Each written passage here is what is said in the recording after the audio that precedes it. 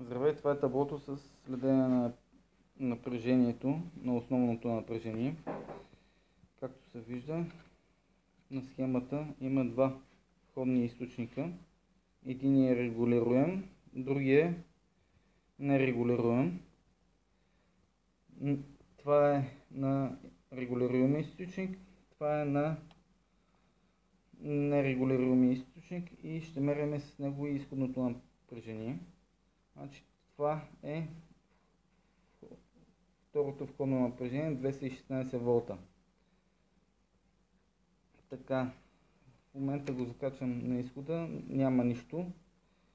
Включваме първия източник, светят две зелени светлини, т.е. той е OK. Включваме и втория, нищо не се променя.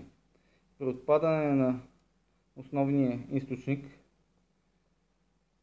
ето 216 волта, при отпадане на основния източник ще светне червена светлина и другото ще отгасне.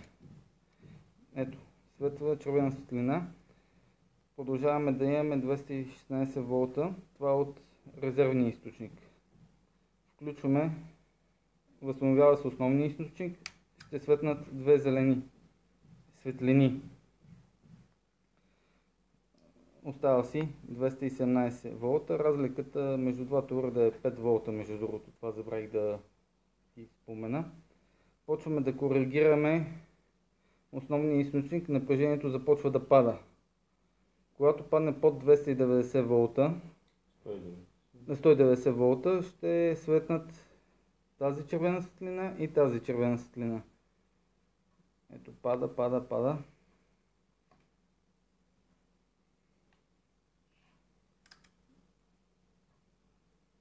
Напрежението стана 192 волта, съответно включи в авариен режим, светят двете червени светлини, а на изхода си имаме 216 волта от резервното захранване.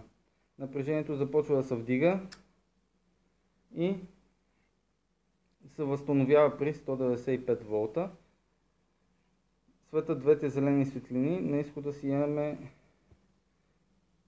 вече от основния източник напрежение. Напрежението почва да се покачва.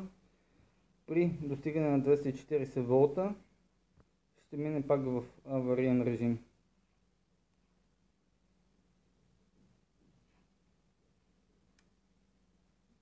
– 246 волта.